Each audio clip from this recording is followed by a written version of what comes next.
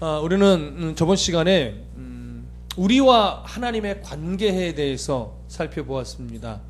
믿음이 강한 자이든 믿음이 연약한 자이든 그 예를 이제 먹는 문제와 절기를 지키는 문제에 대해서 나눴었는데, 이 모든 자가 모두 하나님의 하인입니다. 그렇기 때문에 하나님은 믿음이 강한 자든 연약한 자이든 모두의 주인이십니다. 우리는 그분의 하인이고 종입니다.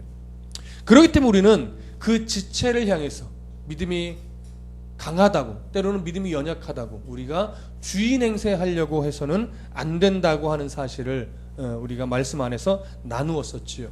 그래서 살펴본 것 중에 하나가 바로 아디아포라의 문제였습니다.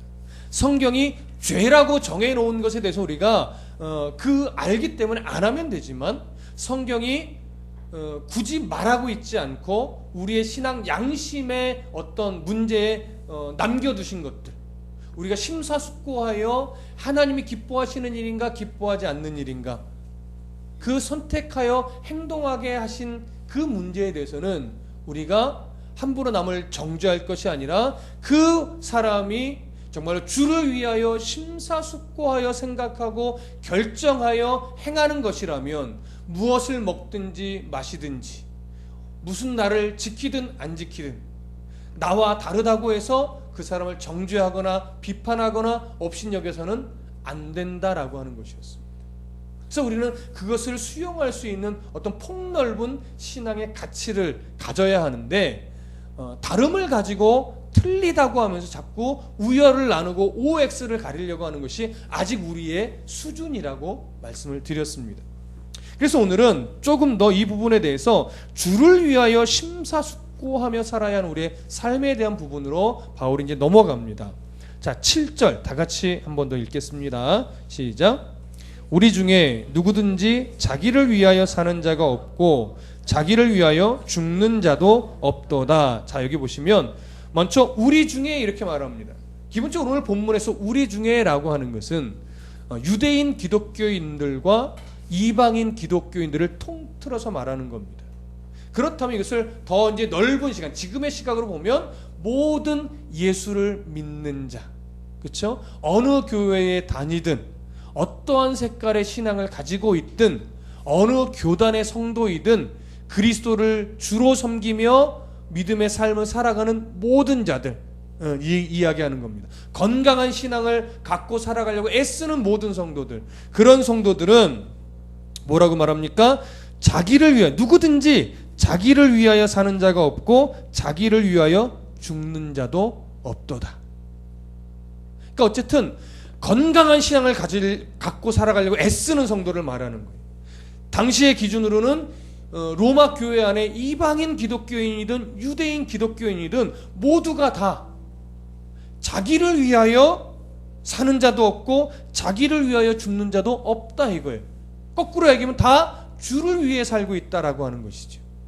이것이 지금 바울이 인정하는 바예요. 너희들은 지금 서로는 어떤 사람은 먹는다고 비판하고 업신여기고, 어떤 사람은 안 먹는다고 자랑질한다고 또 업신여기는, 이러한 서로 비판하는 또 업신여기는 관계로 아직 있지만, 바울이 볼 때는 서로가 다 주를 위하여, 자기를 위하여 사는 것이 아니고 자기를 위하여 죽는 것도 아니고 다 주를 위하여 살아가고 있다. 이걸 지금 강조하는 거예요. 그래서 8절에 뭐라고 합니까? 함께 읽어보겠습니다. 시작. 우리가 살아도 주를 위하여 살고 죽어도 주를 위하여 죽나니 그러므로 사나 죽으나 우리가 주의 것이로다. 우리가 이방인 기독교인이든 유대인 기독교인이든 오늘날로 얘기하면 하여튼 주를 위하여, 주를 믿고 살아가는 모든 성도들이 다 사나 죽으나 지금 주를 위하여 살고 있다라고 하는 겁니다. 바울이 이 어감을 우리가 좀 생각해 보면 바울이 아마 이 8절에 굉장히 좀 힘을 줬을 것 같아요. 느낌을 좀 아시겠어요? 굉장히 좀 힘을 줘서 이 이야기했을 것 같아요. 왜냐하면 지금 이 7절과 8절은요 바울의 신앙 고백과도 사실은 같다고 볼 수 있습니다. 바울이 이것이 자기의 신앙 고백이기 때문에, 자기가 경험하여 체득된 것이기 때문에 지금 이 신앙이란 이런 거다라고 강조하는 거예요. 사실 바울은요 다메섹 도상에서 예수 그리스도를 만나기 전에, 회심하기 전에는 뭘 위해 살던 사람이죠? 자기를 위해 살던 사람. 종교적인 것도 자기를 위해서, 세상적인 어떤 갖고 있는 것도 자기를 위해서. 한번 찾아보실까요? 빌립보서 3장으로 가보겠습니다. 빌립보서 3장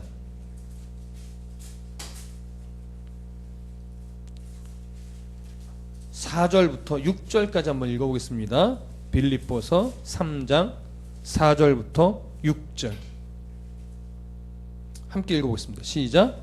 그러나 나도 육체를 신뢰할 만하며 만일 누구든지 다른 이가 육체를 신뢰할 것이 있는 줄로 생각하면 나는 더욱 그러하리니 나는 8일 만에 할례를 받고 이스라엘 족속이요 베냐민 지파요 히브리인 중에 히브리인이요 율법으로는 바리새인이요 열심으로는 교회를 박해하고 율법의 의로는 흠이 없는 자라. 그러나 무엇이든지 거기까지 6절까지. 자, 4절부터 6절의 내용을 보면 바울은 자기의 지금 어떤 외적 조건이라든가 율법적인 열심이라든가 이런 것이 남들보다 탁월하다고 말을 하고 있는 겁니다. 그러니까 바울은 이 모든 조건을 가지고 육체적으로 세상 속에서 성공하기 위해, 또 종교적으로도 인정받고 성공하기 위해 부단히도 힘쓰고 달려가던 자예요. 그래서 주를 믿는 자를 잡아 죽이는데 더 앞장섰던, 스데반을 결국 돌에 맞아 죽게 한 거의 장본인 것 같죠. 그것도 모자라서 다메섹에 숨어있는 그리스도인들을 찾아서 다시 예루살렘으로 끌어오려고 씩씩대며 권세를 얻어서 병정들을 데리고 어떻게 해요? 가던 길이었단 말이죠. 그러던 자기의 옆모습은요, 무엇을 하든지 자기의 성공, 자기의 유익, 자기의 이익만을 위해서 달려가던 사람이었다. 누구보다도 열심히. 근데 그가 다메섹 도상에서 예수 그리스도를 만난 후에 삶이 바뀌죠. 그것이 이제 빌립보서 3장 7절부터 9절입니다. 다 같이 읽어보겠습니다. 시작. 그러나 무엇이든지 내게 유익하던 것을 내가 그리스도를 위하여 다 해로 여길 뿐더러 또한 모든 것을 해로 여김은 내 주 그리스도 예수를 아는 지식이 가장 고상하기 때문이라. 내가 그를 위하여 모든 것을 잃어버리고 배설물로 여김은 그리스도를 얻고 그 안에서 발견되려 함이니 내가 가진 의는 율법에서 난 것이 아니요 오직 그리스도를 믿음으로 말미암은 것이니 곧 믿음으로 하나님께로부터 난 의라. 바울은 분명하게 이야기를 합니다. 내게 유익하던 모든 것을 내가 그리스도를 중심으로 하나님의 가치관으로 바라보니까 그것이 결코 내게 유익한 것이 아니라 오히려 내게 해가 되었다, 내게 독이었다라고 말하는 거예요. 그렇게 얻은 부귀영화, 그렇게 얻은 명예, 그렇게 얻은 내게 유익해 보이던 모든 것들이 실제로는 하나님의 가치관으로 보니까 아무 쓰잘데기 없는 가치 없는 것이었더라 라고 하는 사실을 알았다라고 하는 고백입니다. 그래서 8절에 또한 모든 것을 해로 여김은 내 주 그리스도 예수를 아는 지식이 가장 고상하기 때문입니다. 하나님을 만나는 것, 하나님의 가치관으로 살아가는 것, 이것이 그 무엇보다 이 세상 금은보화보다도 더 소중하고 가치 있는 것임을 이제 확실하게 깨달았다라고 하는 거예요. 그래서 8절 후반에 이렇게 말합니다. 내가 그를 위하여, 주님을 위하여 모든 것을 잃어버리고 배설물로 여김은 그리스도를 얻기 위함이다. 여러분, 여기서 우리가 배설물로 여긴다라고 하는 바울의 이 자세를 주의해서 봐야 됩니다. 배설물로 여긴다라고 하는 것은요, 더러워서 이제는 만지지도 않고 내가 그동안 가지고 있던 모든 기득권들, 뭐 출생 성분이라든가 종교적인 위치라든가 그동안 배웠던 학문적인 지식이라든가 언어적인 탁월함이라든가 이런 것들을 이제 내가 다 버릴 거야, 이런 내용이 아니에요. 그 모든 내가 가지고 있는 재능들을, 내가 가지고 있는 기득권들을 이제는 정말 내 성공을 위해서 썼다면 이제부터는 그것을 나를 위해 쓰지 않고 누구를 위해? 주님을 위해 쓰겠다라고 하는 고백인 거예요. 무슨 말씀인지 아시겠습니까? 그래서 바울은요, 사도행전의 역사를 쭉 흘러가 보면 때로는 바보처럼 갇히고 바보처럼 매 맞을 때도 있었지만 때로는 내가 로마 시민이요 하고 드러낼 때도 있었던 거예요. 그게 왜 그래요? 그 상황마다 주를 위하여 어떤 것이 더 내게 이상 유익한가, 복음을 전하기 위해서 내가 어떤 것이 유익한가를 판단한 거예요. 그래서 아무 소리 없이 갇힐 때는 갇히는 거죠. 아무 소리 없이 매 맞을 때는 매 맞는 거예요. 억울해도. 근데 어느 자리에서는 내가 로마 시민이요 하면서 자기의 어떤 갖고 있는 위치나 재능들을 드러낼 때도 있었다는 거예요. 누구를 위해서? 주를 위해서. 그러니까 주를 위해서 살 때요, 열심히 내가 뭔가를 갈고 닦아서 내 안에 쌓아놓는 게 그것도 필요한 거예요. 근데 그것이 내 자랑, 내 교만으로 가는 것이 아니라 누구를 위해서? 주를 위해서 쓰는 도구가 되어야 돼요. 그렇게 사용하고 그렇게 쓰여지려면 철저하게 하나님이 어떤 분이고 하나님의 가치가 얼마나 존귀한 것인지를 깨달아 아는 것이 전제가 되어야 돼요. 그럴 때만이 내게 있는 모든 것들을 주를 위해 사용할 수 있는 거예요. 그러니까 그 수준에 따라서. 근데 아직 그 수준이 안 되는데 너는 왜 아직도 주를 위해 그걸 쓰지를 못하니 하면서 지적하고 정죄하듯이 하듯하면 그 사람의 신앙은 망가질 수밖에 없는 거예요. 그래서 때로는 알면서도 모른 척 뭐예요? 그냥 기다려주는 거죠. 때로는 푸시하기도 하는 거예요.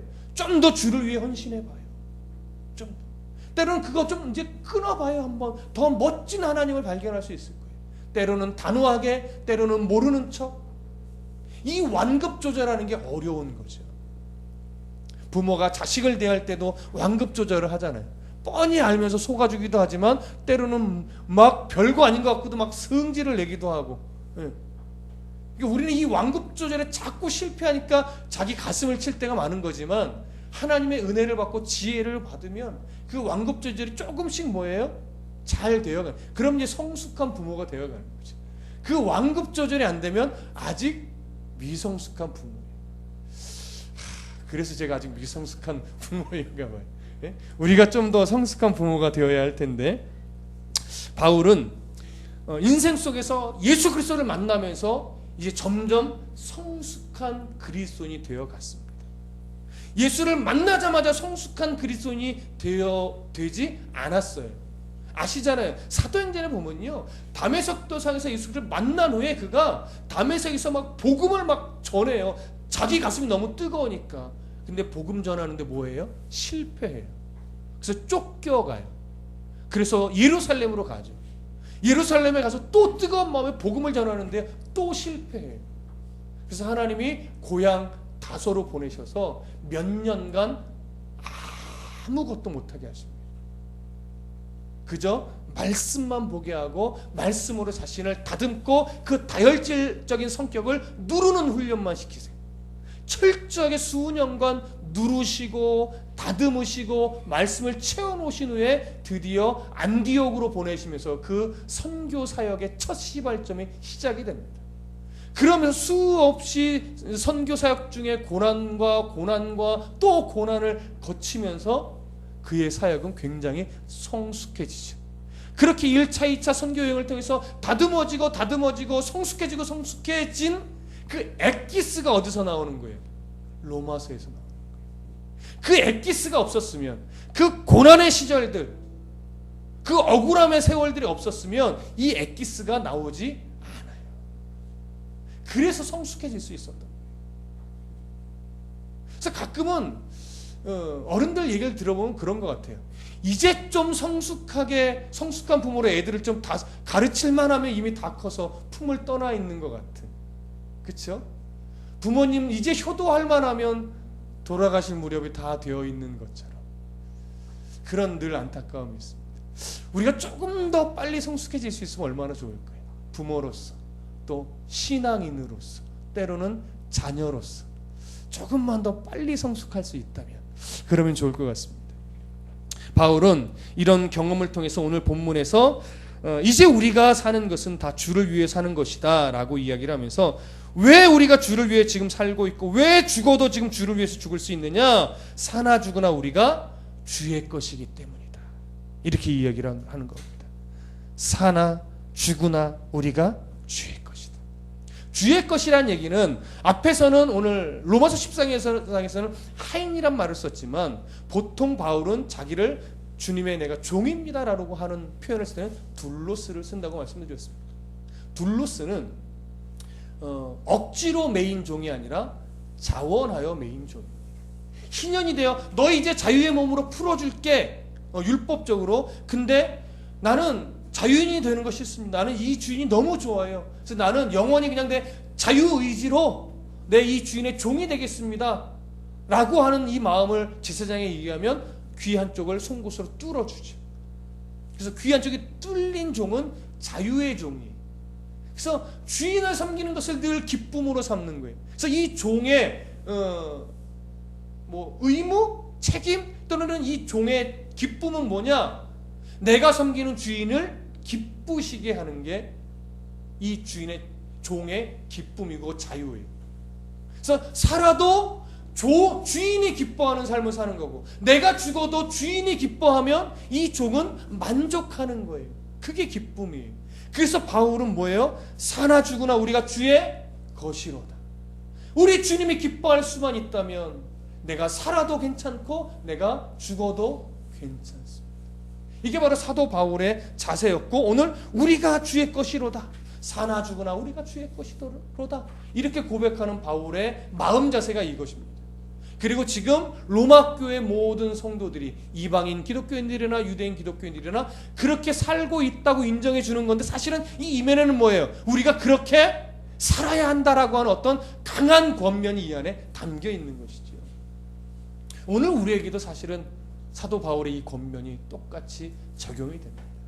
사나 죽으나 주를 위해, 주님이 기뻐하신다면 내가 살아있어도 기쁘고 내가 죽는 것 같은 삶을 살아도 괜찮습니다 라고 진심으로 하나님 앞에 마음을 내어드릴 수 있는 그런 삶이 정말 진실하게 될 수 있으면 얼마나 좋을까요? 우리의 바람이고 소망입니다. 그렇죠? 여러분, 주를 위해 죽을 각오가 되셨습니까? 네.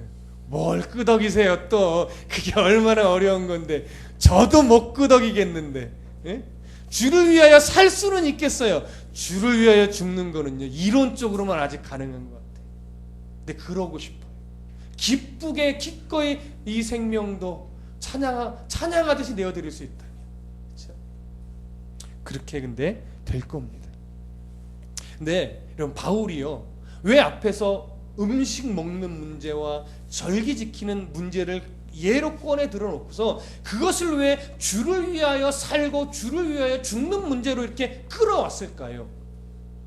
사실 주를 위하여 살고 주를 위하여 죽는다는 이 표현은요, 좀 거창해 보이잖아요. 네? 주를 위하여 사는 것까지는 이해가 되는데 주를 위하여 죽는 문제를 어떻게 먹는 문제와 절기를 지키는 문제를 여기에 연결할 수 있을까요? 거기 이유가 있습니다. 여러분, 어떤 사람이 주를 위해 살고 어떤 사람이 주를 위해 죽을 수 있을까요? 내가 소소하게 살아가는 그 일상의 그 작은 모퉁이의 자리에서부터 주를 위하여 사는 자세로 시작하는 사람이 주를 위하여 죽을 수 있을까요? 아니면 평상시에는 내 마음대로 막 살다가 결정적인 순간이 되면 주를 위하여 죽는 그런 수 있는 사람이 있을까요? 아니에요. 이건 드라마가 아닙니다. 영화가 아니라고요. 주를 위하여 살고 주를 위하여 죽을 수 있는 사람은요, 소소한 일상에서 내가 주를 위하여 살아야지 이 생각을 하며 그 사소한 일상을 사는 기초가 튼튼한 그 사람, 그러면 그 사람은요, 나는 주를 위해 죽지 못할 것 같아 라고 말은 하지만 실제 그 상황이 되면 주를 위해 죽을 수 있는 사람이에요. 그 사람. 우리는 지금 자신 있게 말할 수는 없어요. 나는 주를 위해 죽을 자신은 없을 것 같아요. 근데요, 주를 위하여 그 하루를 드릴 수 있는 사람은요, 주를 위하여 죽을 수 있는 사람이기도 합니다. 그래서 우리는 참 연약하고 우리는 서로가 우리 같은 사람이요 라고 하지만 때로는 여러분 참 대단하신 분들이에요. 서로 민망해서 아니에요 라고 말하겠지만 여러분, 하루를 주를 위해 지금 드리려고 몸부림치시잖아요. 또 그 하루를 주를 위해 잘 못 못 드린 것 같을 때 마음이 참 아프시잖아요. 그래서 하나님께 죄송한 마음 같잖아요. 때로는 자주는 아닐지라도, 그렇죠? 그래서 이 말씀을 들을 때마다 맞아. 내가 오늘 하루도 또 왜 이렇게 내 맘대로 살았지? 내가 오늘 이 하루도 왜 우리 자녀에게 내 맘대로 그렇게 막 승질도 부리고 함부로 했지?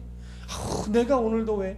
여러분 말씀을 듣을 때 이런 찔림을 받는다면 여러분 하루를 하나님께 드리고 있는 겁니다. 그런 사람이 주를 위해 죽을 수 있는 거예요.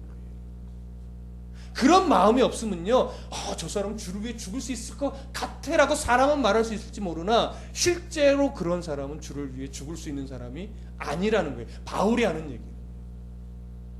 하루를 주를 위해 들으십시오. 그러면 주를 위해 죽을 수도 있습니다. 그 하루를 못 드리면서, 그 한순간을 못 드리면서 어떻게 생명도 내 주님 겁니다, 말이 안 되는 거예요. 바울은 그럴 수 없다는 겁니다. 그래서 여러분 우리 스스로를 때로는 대견하게 여기셔도 돼요. 교만하지만 않으면. 그래, 너 오늘 주를 위해 하루를 잘 보냈다. 이런 삶이 쌓이면 너 주를 위해 죽음도 드릴 수 있을 거야. 그래, 우리 그렇게 살자. 스스로를 이렇게 대견하게 마음을 어루만지셔도 됩니다. 그렇게 하루하루 우리가 함께 들여가는 삶이 되시면 됩니다. 자, 9절 다 같이 읽어보겠습니다. 9절 시작. 이를 위하여 그리스도께서 죽었다가 다시 살아나셨으니 곧 죽은 자와 산 자의 주가 되려 하심이라.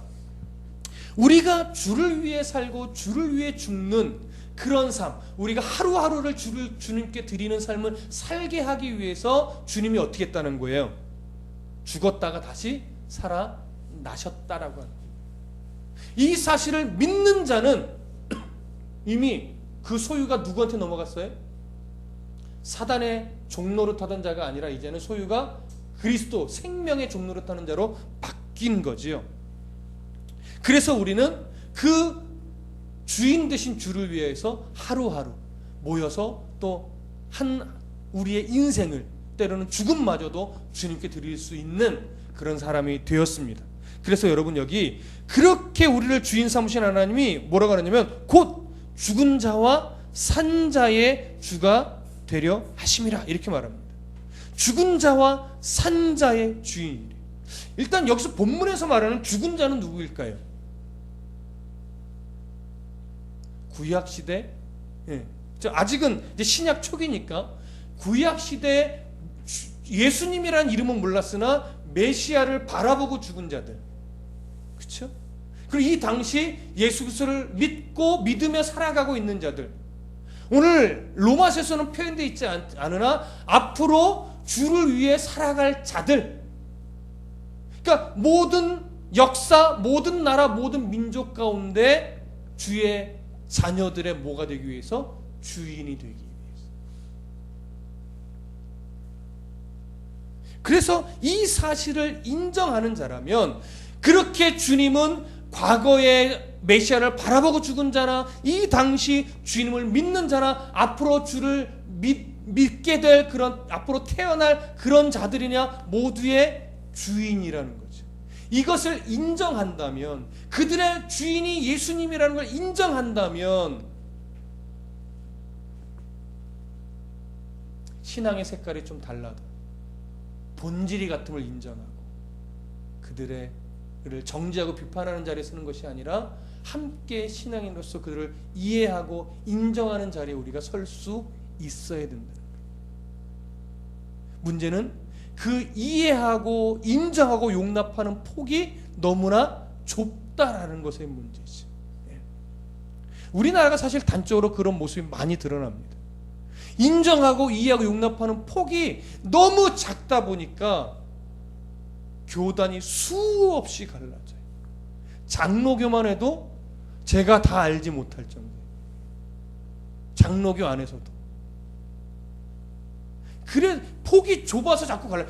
그 신학 주장과는 내가 같이 못하겠다 이거예요. 그래서 또 갈라지는 거예요. 갈라졌는데 나는 그 신학의 어떤 견해에 나는 따라갈 수 없어서 또 갈라지는 거예요. 갈라지다 보니까 수없이 갈라져요.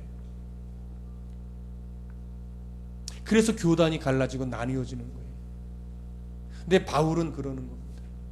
그 오고 오는 세대의 과거의 신앙의 선배들의 그 신앙의 색깔이 다 같았겠느냐 이거죠. 다 같았을까요? 한때는 기복주의적인 신앙이 더 팽배했을 것이고, 한때는 그 모든 것을 알로 순교적인 신앙이 가득했을 때도 있고, 때로는 토속적인 어떤 그런 미신적인 신앙과 이렇게 맞물려 있는 그런 지역이나 나라도 있었을 것이고, 다 신앙의 색깔들은 다 다르나 그래도 뭐는 있어요? 예수 그리스도 십자가의 보혈의 은혜, 본질 하나는 같다 이거예요. 일단 그거 하나면 모두가 다 누구의 자녀다? 예수 그리스도의 자녀다. 하나님의 종이다. 하나님이 그들의 다 주인이다. 그것으로 인해서 모두가 다 하나님 나라에 가는 백성이라는 거죠. 일단 그걸 인정하고 폭넓게 가야 된다는 거. 거기서 바른 신앙을 찾는 싸움을 하고, 바른 신앙을 찾으며 아직 신앙이 연약한 자들을 어떻게 해요? 용납하고 그들에게 더 건강하고 바른 신앙을 보여주고 들려주면서 가르치는 것이죠.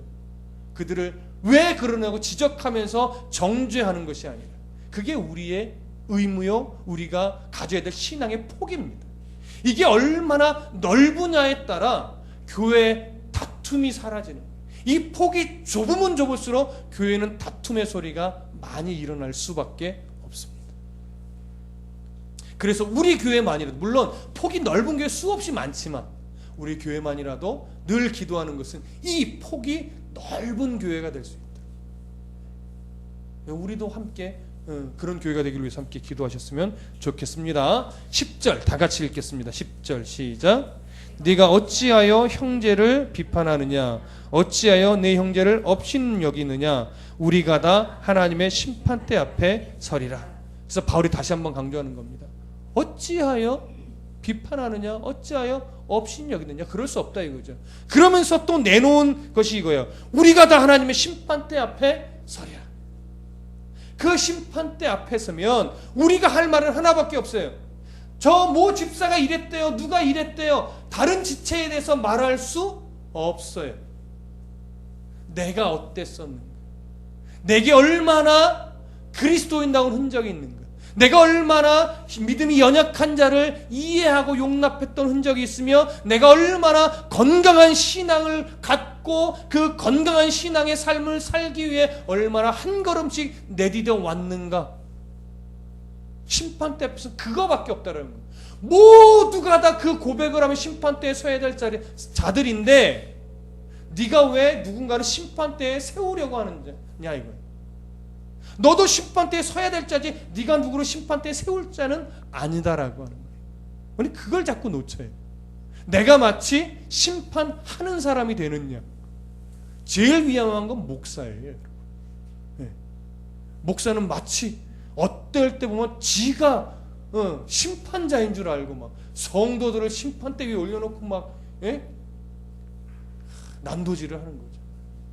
거룩한 명분을 가지고 막 말씀을 들었다 하면서, 요즘에도 하도 그런 소리를 들어가지고요 가끔 막 짜증날 때가 있어요. 그러면서 나는 그러지 말아야 되는데, 이런 결심을 다시 한번 하게 됩니다. 목사는 심판자가 아닙니다. 목사도 심판대에 서야 하는 자입니다. 여러분들도 마찬가지죠. 그러니 누가 누구를 정죄하고 판단하고 도마 위에 올려놔요? 그럴 수 없는 거죠. 다만 무엇에 대해서는 냉정해야 돼요? 본질에서 벗어난 거에 대해서는 냉정해야 돼요. 그거에 대해서는 우유부단하면 안 돼. 그럼 큰일 나는 거예요. 본질 안에 있으면서 아디아포라의 문제. 무슨 말씀인지 아시죠? 신앙의 양심의 판단에 하나님이 맡겨두신 것들, 성경에 굳이 언급하지 않았지만 신앙의 본질 안에서 스스로 판단해서 행해야 될 문제들, 이런 것들에 있어서는 폭이 넓어란 얘기지, 본질 밖에 있는 것까지 막 신앙의 폭이 넓으란 얘기는 아니에요. 그 구별만큼은 정확하게 하셔야 됩니다. 자, 11절 12절 다 같이 읽어보겠습니다. 시작. 기록되었으되 주께서 이르시되 내가 살았노니 모든 무릎이 내게 꿇을 것이요 모든 혀가 하나님께 자백하리라 하였느니라. 이러므로 우리 각 사람이 자기 일을 하나님께 짓고 하리라. 심판대에 섰을 때 우리의 모습입니다. 마지막 절 뭐라고 얘기합니까? 우리 각 사람이 타인의 일을 아니요 자기의 일을 하나님께 직고하리라. 우리 이때를 대비하셔야 돼요. 물론 하나님이 우리가 회개하고 고백했던 것, 그것은요 아사살의 어린 양을 내어 보냈듯이 기억하지 않으시는 분이에요. 그럼에도 불구하고 이 경고를 하시는 이유는 뭐예요? 뭡니까? 하나님 우리의 죄를 기억하시지 않으시는 분이지만 우리가 그 심판대 앞에서 네가 그런 흔적들을 가지고 있다면 하나님 너에게 물을 거야. 네 살았던 흔적을 직고하게 될 거야. 그런 경각심을 가지고 너의 입 단속을 하고 눈 단속을 하고 손 단속을 하고 귀 단속을 하고, 그래 정말 자녀다운 성숙함을 가지라라고 하는 거지. 그 심판대 옆에 서서 너의 일을, 너 자신의 일을 직고하게 될 때가 있을 것이니 그때 무슨 얘기를 해야 되겠냐라고 하는 거죠.